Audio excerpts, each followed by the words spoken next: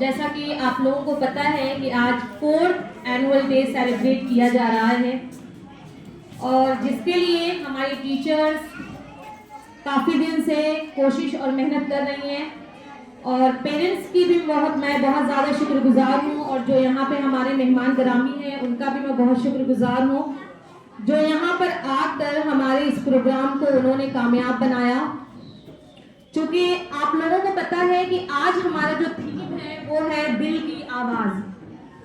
तो उम्मीद है कि मैं आप लोगों तक जो बातें पहुँचाऊँ उसको आप सुने और मैं और आप हम दोनों उसको अमल करने की कोशिश करें। स्टूडेंट से मेरी दरख्वास्त है कि प्लीज खामोशी अख्तियार कर लें।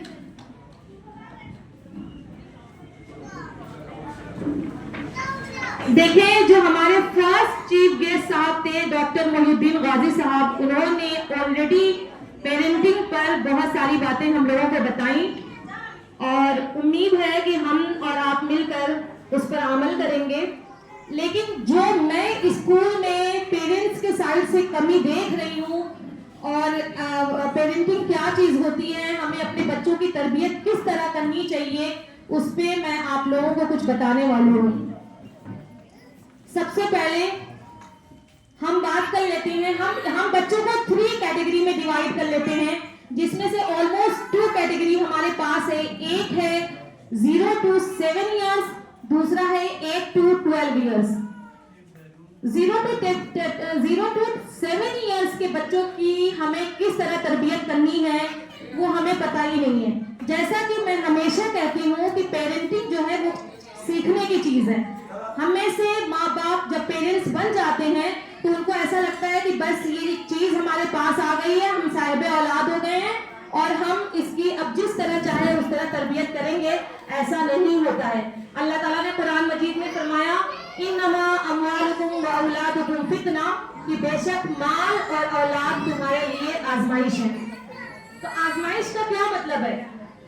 आजमाइश का मतलब ये है कि हमने तुम्हें ये इतनी बड़ी नेमत दी है, इसका मतलब ये है कि हम उससे क़यामत के दिन आपसे सवाल करेंगे और आप उसके जवाबदार होंगे।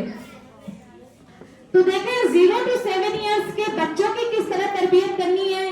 हमें ऐसा लगता है कि 0 to 7 years के बच्चों को सिर्फ किस तरह छोड़ दिया जाए। देखें 0 to 7 years के बच्चों की तरबियत एक एकेडमिक तरबियत नहीं होती है, ये एक पेरेंट्स की जिम्मेदारी है कि अपने बच्चों को किस तरह रखा जाए, किस तरह उनको चीजें सिखाई जाए। किस एज में बच्चा ना तो बुरे और भले की उसको समझ होती है, ना तो वो कोई चीज जान सकता है, ना वो कोई चीज समझ सकता है। तो हम क्या करते हैं कि हम उतने छोटे बच्चों से बहुत ही सख्ती से काम लेते हैं, मार पीट के, डांट डपट के। हालांकि हमें सबसे पहले जैसे मैंने कहा कि लोग जो है कहते हैं कि पेरेंटिंग इज अ तरबियत of children. No, parenting is a तरबियत ऑफ पेरेंट्स। कि पेरेंट्स हमें खुद को सीखना है कि हमें अपने बच्चों की तरबियत किस तरह करनी है। फॉर एग्जाम्पल कि हम ये कहते हैं, जैसे कि मैं हमेशा कहती हूँ, एवरी चाइल्ड इज यूनिक, हर बच्चा डिफरेंट है। हम क्या करते हैं, हमारा एक पैटर्न होता है, हम उस पैटर्न पे चलकर हर बच्चे की तरबियत करते हैं। फॉर एग्जाम्पल आप देखिए कि हमारे घर में जितने भी बच्चे हैं क्या वो एक जैसे होते हैं? क्या उनके समझने की, उनके सोचने की, उनके एक्शन की सलाहियत एक जैसी होती है? ऐसा बिल्कुल नहीं होता। तो ऐसा है कि हमें अपने बच्चों को पहले समझना है और हमें अपने घर का एक एनवायरनमेंट सेट करना है, एक रूल्स बनाने हैं हमें अपने घर के कि हमने बच्चों को ये चीज बता दी कि भाई ये हमारे रूल्स हैं, इसको जो है फॉलो करना है आपको, ये आपकी जिम्मेदारी है। एज अ पेरेंट्स मैं आपको बता दूं कि अल्लाह ताला ने सारे रिश्तों को जोड़े में पैदा किया है और जब भी हम रिश्तों की बात करते हैं सारी चीजों को जोड़े में पैदा किया है। जब हम रिश्ते की बात करते हैं तो हमें ये समझ में आता है कि हमेशा जो मेल जेंडर है उसका नाम लिया जाता है, जैसे माँ, जैसे बेटा बेटी, भाई बहन, शौहर बीवी। लेकिन जब पेरेंट्स की बात आती है तो माँ का नाम सबसे पहले लिया जाता है, माँ बाप। किसी ने बाप और माँ नहीं कहा माँ और बाप। इससे ये चीज साबित होती है कि अल्लाह ताला ने ऐसे ही नहीं माँ को 3 दर्जा ज्यादा हिस्सा दिया है कि भाई आपको आपके कदमों तले जन्नत है और माँ का हुकूक 3 दर्जा ज्यादा है, तो ये हमारे ऊपर बहुत ज्यादा जिम्मेदारी है। मैं फादर को इससे बरी नहीं कर रही हूँ कि फादर जो है, फादर का कोई रोल नहीं है, लेकिन चूंकि माँ अपने बच्चों के साथ घर में ज्यादा रहती है, ज्यादा टाइम बिता पाती है, तो तरबियत की ज्यादा जिम्मेदार एक माँ है। तो माँ को क्या करना है, अगर हम अब सपोज करिए कि हम अपने बच्चे से कहते हैं बेटा ये काम नहीं करना, कोई भी काम हो ये काम नहीं करना, आप क्या वो बच्चा आप सोचेंगे क्या वो बच्चा समझ जाता है इतनी चीजों से? नहीं। हर बच्चा, हम खुद जब छोटे थे हम क्या करते थे, हम कैसे हैं, हमारे घर का जो एनवायरनमेंट है हम भी वैसे हैं। लोगों को जो भी लोग हैं उसको देख के ये अंदाजा लगाया जा सकता है कि भाई इनके पेरेंट्स कैसे हैं। आप खुद सोचें कि इट डजंट मैटर कि लोग सबकी अपनी अपनी फैमिली कैसी है, लेकिन अगर कोई बच्चा गलत काम करता है तो लोग क्या कहते हैं, अरे इनके माँ बाप ने इनको क्या सिखाया, हम भी यही कहते हैं। तो प्लीज अल्लाह के वास्ते, जो अल्लाह ने ये नेमत कहा है ना और आजमाइश कहा है, तो इस पर आप लोग गौर फिक्र करिए, सोचिए कि इसको किस तरह हमें इसकी तरबियत करनी है। देखिए मैं और ये एक माँ के जरिए आपको सोचे, एक छोटा सा बच्चा वो क्या करता है जो 1 ईयर का है, 2 ईयर का है, घर में अगर कोई भी चीखने चिल्लाने की आवाज होती है या कोई ऐसी बात जो उसको नागुज़ीर लगती है, तो वो सबसे पहले किसकी तरफ देखता है? सबसे पहले वो अपने पेरेंट्स की तरफ देखता है। अगर वो अपने और पेरेंट्स में सबसे पहले वो माँ की तरफ देखता है। अगर माँ ने उस चीज को खुशी से जाहिर किया तो वो बच्चा अपनी माँ की आंखों से देख के अप्रूवल और डिसअप्रूवल ले लेता है कि अच्छा ये चीज हमारे लिए सही है और ये चीज हमारे लिए गलत है, आपको करना है। और मैं हमेशा कहती हूँ कि छोटा बच्चा जो है हमेशा आपके एक्शन से सीखता है। तो ऑब्वियसली जब हम क्या करेंगे कि अपने से छोटों को दबाएंगे या अपने से जो हमारे यहाँ रिश्तों में कमजोर है या किसी भी चीज में कमजोर है उसको हकीर समझेंगे और उनके सामने डांट टपट करेंगे, तो ऑब्वियसली हमारा बच्चा भी यही करेगा। और मैं पेरेंट्स से ये एक और चीज कहने वाली हूँ कि मैंने जो फील किया है वो ये है कि आप लोगों को अपने बच्चों पर जितनी मेहनत करनी चाहिए आप नहीं करते हैं। आपको ऐसा लगता है कि आपने अपने बच्चों की तरबियत इस तरह कर रहे हैं कि बच्चा मॉर्निंग स्कूल जा रहा है, दिन दोपहर में आ रहा है, फिर उसको आपने ट्यूशन भेज दिया, उसको लंच बॉक्स दे दिया, उसको अच्छे से अच्छा कपड़ा पहना रहे हैं, एक नर्म बिस्तर दे रहे हैं, बहुत अच्छी तरबियत कर रही है। तरबियत ये चीज नहीं है। आप ये देखिए बच्चे ज्यादातर किसके कामयाब है? जिनके पास रिसोर्सेज कम है। जब हमने अपने बच्चों को रिसोर्सेज ज्यादा प्रोवाइड कर दिया तो वो बच्चा क्या हो जाता है, अक्सर उस लाड दुलार में क्या हो जाता है, नाकारा निकल जाता है। तो मेरा ये ख्याल है कि एक इत्तेदाल का रास्ता अपनाना चाहिए। ये नहीं कि आपने बहुत ज्यादा सख्ती कर ली, बात बात पे आप डांट डपट कर रहे हो, मार रहे हो, पीट रहे हो, ये भी एक तरीका नहीं अपनाना चाहिए। और ये भी नहीं कि बच्चा जो काम कर रहा है उसको उसी हिसाब से छोड़ दिया जाए। एंड सेकेंड है वो है 8 to 12 ईयर्स। 8 to 12 ईयर्स का बच्चा अब थोड़ा सा, अभी तक वो डिपेंडेंट किस पे था, अपने पेरेंट्स पे, अब वो थोड़ा सा हम ये कह सकते हैं कि वो थोड़ा दुनियावी चीजों में मुलविस हो जाता है, उसके फ्रेंड्स बनने लगते हैं, उसके और गेम्स में उसका ध्यान होने लगता है, वो दूसरी और चीजों में मुलविस हो जाता है। तो ये छोटी छोटी चीजें अपने बच्चों को बतानी है कि उनको कितना दीन सिखाना है और कैसा एनवायरनमेंट घर का और जिस फ्रेंड से वो मिलता है उसका कैसा एनवायरनमेंट होना चाहिए। मेरे पास अक्सर पेरेंट्स आते हैं, ये कहते हैं कि मैम हमारा बच्चा पढ़ता नहीं है, आप इसको कुछ बताइए जो पढ़े। आप मुझे ये बताएं, जिस टाइम बच्चों के पढ़ने का टाइम होता है क्या आप उस टाइम पढ़ते हैं?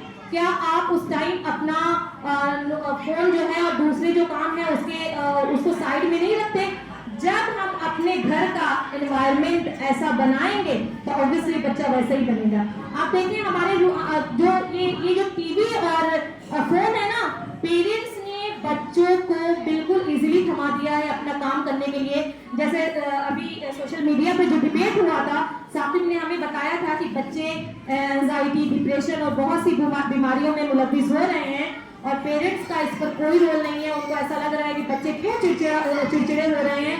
मैं अपने ही घर का जायजा लूं तो मेरे बहुत सारे ऐसे रिलेटिव हैं जिन्होंने अपने बच्चों को देख के चिड़चिड़ापन बना दिया है और फिर वो कहते हैं कि कैसे हम बच्चों की तरबियत करें। और जब मैंने उनको ये बताया कि भाई इसको फोन से दूर रखो, आपने उन्होंने रिजल्ट भी देखा है कि बच्चे वो बहुत एक्टिव और दूसरी एक्टिविटी में पार्ट और सारी चीजों में हिस्सा ले रहे हैं। तो अल्लाह के वास्ते अपने बच्चों को दूर रखिए फोन से और उनको एक इन्वायरमेंट दीजिए। फॉर एग्जाम्पल कि हमारे घर में टीवी लगी हुई है, अब वो कहाँ लगी होती है टीवी? वो हॉल में लगी रहती है। इसका मतलब क्या है? हॉल सबका है, किसी एक का नहीं है। जो बेडरूम होता है वो तो किसी का पर्सनल होता है कि भाई ये इनका है, ये इनका है, ये इनका है।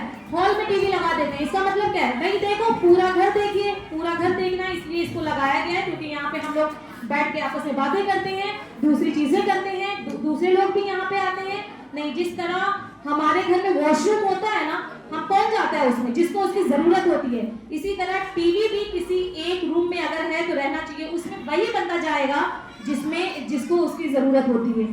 और कहते हैं एक और कैटेगरी है, वो है हाइपर एक्टिव, जिद्दी बच्चे। इसमें से मेरा ख्याल है कि हर कोई परेशान है अपने बच्चों से कि हमारे बच्चे बहुत जिद करते हैं, हम बहुत परेशान हैं। ये पता है बहुत बारीक चीज है, इसको समझने की जरूरत है। कई बार मुझे ऐसा लगता है बच्चे जिद नहीं करते, पेरेंट्स जिद करते हैं। आप लोगों को बहुत सुन के हैरान भी होगी कि आप ये सोचें कि आपने बच्चों को कुछ खाने के लिए दिया और आपने कहा बेटा ये खा लो, उन्होंने कहा कि हम ये नहीं खा रहे हैं। तो ये फिर जबरदस्ती कौन कर रहा है उसके साथ? ये आप कर रहे हैं। ये बच्चा तो अपनी नापसंदीदगी जाहिर कर रहा है कि भाई मुझे ये नहीं खाना है। इसका मतलब मैं ये नहीं कह रही हूँ कि आप उसको तरह तरह से ऑप्शन दें, आप फिर उसको समझें। मैंने जैसे कहा कि जब हम 0 to 7 इयर्स की ब्रीडिंग अच्छे से करेंगे देन हम जानेंगे। आप एक छोटा बच्चा, जो मेरे स्कूल में 3 साल 4 साल के बच्चे पढ़ते हैं, आप मुझे ये बताइए वो क्या है? कुछ भी नहीं है। पेरेंट्स आके उनसे डिमांड करते हैं कि भाई फर्स्ट ग्रेड क्यों नहीं आया, फर्स्ट क्यों नहीं आया, सेकंड नहीं आया, थर्ड नहीं आया। अरे भाई आप छोड़ दें अपने बच्चों को, वो एज नहीं है फर्स्ट सेकंड थर्ड की। हकीकत में आपको बताऊं कि अब ये चलन चल गया है कि बच्चे 3 साल के 4 साल के स्कूल में दाखिल हो, बच्चों के 7 साल तक अगर कोई पेरेंट्स माँ बाप अच्छी तरबियत कर रहे हैं और जितना फोकस करना चाहिए उतना फोकस कर रहे हैं हर तरह से, तो ये वो बच्चा है, सुनिएगा बहुत गौर से, ये वो बच्चा है जो कल को स्कूल जाएगा 7 इयर्स के बाद अपने क्लास में सबसे ज्यादा काबिल, सबसे ज्यादा पुरएतमाद और सबसे ज्यादा लायक होगा। हम हर काम को मेड के जिम्मे दे देते हैं ना कि मेड है हमारे घर में, वो घर के और काम कर लेगी, हाउस चोर्स कर लेगी, बच्चों को देख लेगी। भाई बच्चा नहीं मेड की जिम्मेदारी है। आप देखें जो बड़े बड़े स्कॉलर्स हैं, क्योंकि सोशल मीडिया जो है वो यूट्यूब जो है वो हमारे लिए बहुत बेहतरीन जराए भी है जिससे हम बहुत सारी चीजों को सीख सकते हैं। वहाँ पे आप बहुत बड़े बड़े स्कॉलर्स की आप बात सुनिए जिन्होंने पेरेंटिंग में बहुत काम किया है। वो ये कहते हैं कि अगर पेरेंट्स दोनों जॉब करते हैं तो बच्चा अगर छोटा है तो दोनों में से एक जॉब छोड़ दे।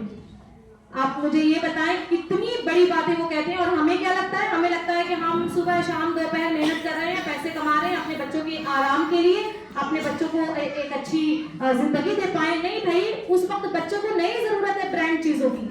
आप समझे?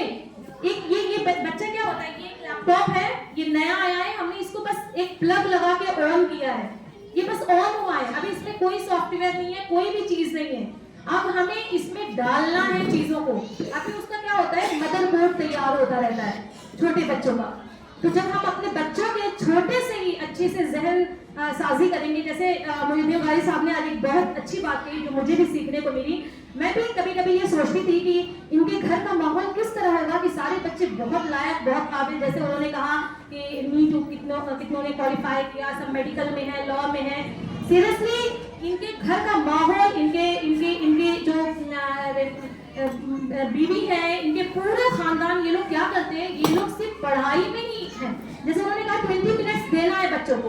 हम आप लोग आके कहते हैं ना कि मैम बच्चों को रीडिंग अच्छी नहीं आती। अरे भाई रीडिंग आप बच्चा किसको लायक है? ये जो मेडल्स लेके गए हैं बच्चे ना, मैं ये नहीं कह रही हूँ कि और पेरेंट्स मेहनत नहीं करते होंगे, बेशक मेहनत करते होंगे, लेकिन ये जो मेडल्स और ट्रॉफीज बच्चे लेके गए हैं ना, उनके पेरेंट्स ने बहुत ज्यादा मेहनत की है अपने बच्चों के ऊपर।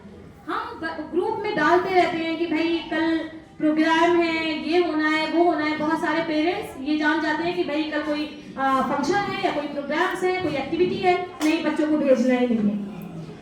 फिर वही नतीजा होता है कि जब हम एनुअल डे कराते हैं तो बच्चे उस चीज से मेडल और सर्टिफिकेट्स पाते नहीं, फिर आप लोगों को बहुत बुरा लगता है कि भाई हमारे बच्चों को तो कुछ मिला ही नहीं। तो ये वो बच्चे हैं जिनके पेरेंट्स ने पूरे साल मेहनत की है। तो आप अल्लाह के वास्ते इन सब छोटी छोटी चीज पे ख्याल रखें और घर का एक माहौल बनाएं। जैसे आप बेशक आप एजुकेटेड ना हो, आपको बहुत सारे पेरेंट्स ये कह के आते हैं मैम हम एजुकेटेड नहीं है, हमें पढ़ना नहीं आता, हमें समझना नहीं आता। टीचर्स है ना ग्रुप में, पूछिए कि मैम ये क्या लिखा है आपने, हमें नहीं समझ में आ रहा। स्टूडेंट्स को भी बताइए, जैसे उन्होंने कहा कि क्वेश्चनायर होना चाहिए बच्चा, वो क्वेश्चन करे बार बार। आप अपने बच्चों को भी ये चीज बताएं कि भाई मैम से पूछिए कि इस चीज का क्या मतलब है, 10 मरतबा उनसे पूछिए। अगर टीचर जवाब ना दे या कोई भी चीज आप लोगों को बुरी लगे तो मैं वहां पे हूँ, आप प्लीज मुझे बताइए। मेरा वहां पे ये मकसद बिल्कुल नहीं है कि बच्चा एक अच्छा नंबर लेकर आए और उसको मतलब वो टॉप करे अपनी क्लास में, ये नहीं। जैसे कहा बच्चे की जहन साजी बहुत जरूरी है, बहुत जरूरी है। तो कामयाब वही बच्चा है जो जिसके अंदर कॉन्फिडेंस है। ये हम कैसे डेवलप करेंगे, ये हम अपने बच्चों को छोटे से ही बनाएंगे ऐसा। और बहुत सारे लोगों को ऐसा लगता है कि तरबियत उन बच्चों की ज्यादा अच्छी होती है जिनके पेरेंट्स पढ़े हैं। मैं आपको बता दूं, जिनकी माएँ एजुकेटेड है ना, उनके बच्चे सिर्फ 2% कामयाब हैं। आप लोगों को शायद हैरत होगी क्योंकि वो दूसरे के बच्चों को देख रहे हैं, भाई अपने बच्चों को नहीं देख रही हैं। उनके बच्चे सिर्फ 2% कामयाब हैं। या काबिल जो बच्चे होते हैं ना, इनकी माँ जो है एजुकेटेड नहीं होती है इतनी, लेकिन क्या करती हैं, उनको ये समझ में आता है कि मैं अपनी लाइफ को जिस तरह गुजारी हुई हूँ, मैं अपने बच्चों को इस तरह जिंदगी नहीं जीने दूंगी। तो ये छोटी छोटी चीजें हम क्या करते हैं कि हम चले गए, बच्चों को फोन पकड़ा के हम शॉपिंग करने चले गए। अरे भाई शॉपिंग आप बाद में कर लीजिएगा, पहले अपने बच्चों पर ध्यान दीजिए। अगर कोई जरूरी चीज है तभी आप कदम उठाएं बाहर के लिए या किसी दूसरे काम के लिए। एक और चीज मुझे याद आ गई, मैं बहुत परेशान हूँ इस चीज से। अल्लाह के वास्ते आप लोग प्लीज इस चीज को सुधारें। ये शादियों में जो आप लोग जाते हैं 15 डेज 20 डेज 25 डेज, आप लोगों को समझ में आ रहा है कि ये रिलेटिव की शादी में इतने दिन तक जाया जाता है? बच्चों का कितना नुकसान हो रहा है। आप लोग तो चले गए भाई, चूंकि बहन की शादी है, भाई की शादी है, हमें जाना है, लेकिन जिस बच्चे की जिंदगी आप खराब कर रहे हैं उसको आप लोगों को समझ में आ रहा है कि वो बच्चे कल को अल्लाह ताला आप लोगों आपसे सवाल करेगा। अल्लाह हर चीज का सवाल करेगा ना हमसे, अल्लाह हर चीज का सवाल हमसे करेगा। हमें ऐसा क्यों लगता है कि अल्लाह ताला बस हमसे नमाज रोजे का सवाल करने वाला है, हम नमाज 5 टाइम पढ़ते हैं तो दिन हम बहुत अच्छे हैं। अल्लाह हमसे हर चीज का सवाल करेगा। आप इन सब चीजों से बाज आ जाएं। और मेरी आप लोगों से बहुत ही रिक्वेस्ट के साथ मैं आप लोगों से ये कह रही हूँ कि अपने बच्चों पे फोकस करिए और अपने बच्चों पर ध्यान दीजिए। बहुत ऐसे पेरेंट्स हैं जिनको अल्लाह ताला ने सारी चीजों से नवाजा है, उसके बावजूद भी वो बच्चे अक्सर चीजें स्कूल में नहीं लेकर आते, एक्टिविटी तक का सामान नहीं लेते हैं कि मम्मा ने नहीं दिया। वो आप लोगों को पता है वो बच्चा किस एहसास कमतरी का शिकार होता है स्कूल में, क्योंकि वहां पे उसके फ्रेंड्स होते हैं। वो बच्चा एहसास कमतरी का शिकार होता है। कई बच्चे रोते हैं, हम चीजें प्रोवाइड कराते हैं उनको। बाज आ जाए इस चीज से। बेशक आप अपनी और चीजों को साइड में रखिए, इतनी अर्निंग आपके पास नहीं है, लेकिन अपने बच्चों की अगर आपको तरबियत करानी है तो प्लीज अल्लाह के वास्ते आप अपने बच्चों की अच्छी तरबियत दें, अपनी पूरी कोशिश करें और हर वो जायज काम उनके लिए करें जिसके लिए आपको कल को जवाबदार होना है। मेरी तमाम पेरेंट्स से ये रिक्वेस्ट है। और मैं ये नहीं कह रही हूँ कि हमारे साइड से कुछ कमी नहीं होती होगी, बेशक हमारे साइड से भी हो सकता है कुछ कमी होती होगी। तो आप, चूंकि हम आपकी बात सुनते हैं तो हम आपकी बात सुनते हैं, तो आप भी हमारी जो कमी है वो आपके स्कूल में बताइए, हम भी उस चीज को इंशाल्लाह फुलफिल करने की कोशिश करेंगे। ये कुछ चीजें थी, जैसे हमने एक स्कूल का टाइम बता दिया कि भाई 8:30 पे बच्चों को आना है। कुछ पेरेंट्स हैं नहीं, बिल्कुल जिद में नहीं, हम 8:30 भेजेंगे ही नहीं, 8:35 पे बच्चा आ रहा है, 8:40 पे बच्चा आ रहा है। भाई नहीं, काम 10 मिनट्स पहले भी तो आप कर सकते हैं ना। ये आपको नहीं पता है कि चूंकि आप घर पे रहते हो, ये छोटी छोटी चीजों से जब बच्चे पे डांट पड़ती है ना, वो इतना एहसास कमतरी का शिकार होता है और ये चीजें कहीं ना कहीं बच्चों के माइंड में बैठ जाती है। फिर उसको ये लगता है, उसका कॉन्फिडेंस फौरन से लो हो जाता है, उसको समझ ही नहीं आता चीजें। अभी आप देखें एक बच्चा यहाँ पे परफॉर्म कर रहा हो, आप अगर उसको बीच में टोक देंगे, बेशक वो आगे का अच्छा करने वाला होगा, नहीं करेगा। अप्रिशिएट करिए, कंपेयर बिल्कुल मत करिए दूसरे बच्चों से। मैंने कहा एवरी चाइल्ड इज यूनिक, मत करिए कंपेयर। जो बच्चा जैसा है उसको वैसे एक्सेप्ट करिए। और अगर आप ये चाहते हैं बच्चा छोटा है, ये सच बात बोले और सही रास्ते पे चले और सारी चीजें वो उस तरीके से करें जिस तरह आप चाहते हैं, तो सबसे पहले एज अ पेरेंट्स हमको वो काम करना होगा। हम वैसे बनेंगे, हम वैसा करेंगे, देन हमारा बच्चा भी वो काम करेगा। अगर जो हम वो काम नहीं कर रहे हैं, आप लाख कोशिश कर लें, आप कुछ भी कर लें, अपना सर पटक लें, वो बच्चा नहीं कर सकता। बहुत सारे पेरेंट्स ऑफिस में ही आकर बच्चों को मार रहे हैं। भाई क्या तरीका है कि इन्होंने सही से काम नहीं किया, ये फर्स्ट नहीं आए, ये सेकंड नहीं आए, इन्होंने गलत क्यों किया? क्या आपको पता है कि आप अपनी जिम्मेदारी को उतनी ही फुलफिल कर रहे हैं जितनी आपको उम्मीदें हैं?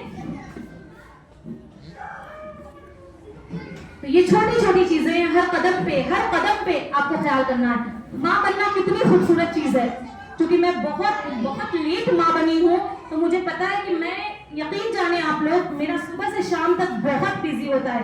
आप एक दिन आप देख लेंगे बहुत ज्यादा बिजी होता है। मेरे पास फुल टाइम मेट है जो सुबह 10 से 11 बजे आती है, आते 5-6 बजे जाती है। लेकिन टीचर्स, यहाँ पे पेरेंट्स, दूसरे लोग भी गवाह हैं, मैं अपना बच्चा बहुत ही रेयर अपने मेट के हाथ में देती हूँ, बहुत ही रेयर। इसलिए नहीं कि वो साफ सुथरी नहीं होगी, इन सब चीजों से मुझे मतलब नहीं है, इसलिए कि अल्लाह मुझसे क्या करेगा, सवाल करेगा और मैं उसकी जवाब दूंगी। मेरा बच्चा है, मैं अपने बच्चों की उस तरह तरबियत करूंगी। मैं कभी नहीं उसको देती कि भाई इसको लेके जाके फीड कराना है तो इसको बॉटल पकड़ा दो। मैं भी हो सकता है कि भाई वो सीधे हाथ से ना पकड़ाए, मैं भी हो सकता है कि वो बिस्मिल्लाह करके ना खिलाए। तो ये छोटी छोटी चीजें हैं, आप उसका ख्याल करें। आप घर में रहते होंगे, पूरे टाइम घर में रहते होंगे, घर में देखने वाले बहुत सारे लोग होते हैं, लेकिन जो उनके लिए चैलेंजिंग होती है, जिनको ये काम अकेले करना है। और ये क्या है, अब आप ये सोचें कि माँ अभी तो आपका बच्चा बहुत छोटा है, वो नई चीजों को उसके क्या एज है वो नहीं समझेगा। नहीं, ऐसे ही तो बच्चे, आप जाके सर्च करिएगा पेरेंटिंग में 6-6 महीने की बच्चों की तरबियत पे बात होती है। बस यही चीजें मुझे कुछ आपसे कहनी थी। हालांकि मैं जो कहने आई थी वो शायद मैं आप लोगों को नहीं बता पाई हूँ। मुझे लगा कि आज पेरेंटिंग पे ही बात करेंगे, तो ये कुछ चीजें हैं जो मैंने आप लोगों को बताई हैं। अब ये काम प्लीज अल्लाह के वास्ते मत करिएगा कि अब घर पे जाके अपने बच्चों को जो मेडल और ट्रॉफी नहीं पाए हैं उनको आप डांटें, डपने, अरे तुमने तो ये ऐसे ही करना था, ये नहीं किया, वो नहीं किया, मत करें। उनको बनाएं कि बेटा आप उनको कॉन्फिडेंस बिल्ड करें कि बेटा आपको अगले साल लेकर आना है, कोई बात नहीं, ये ट्रॉफी तो है। बेशक बच्चा खुश होता है, उसे कहें ये ट्रॉफी तो है, ये मेडल ही तो है, ये सर्टिफिकेट ही तो है, अगले साल आ जाएगी, कोई नहीं। इस चीज पर आप ध्यान दीजिए। और वाखिर दावाना अल्हम्दुलिल्लाहि रब्बिल आलमीन।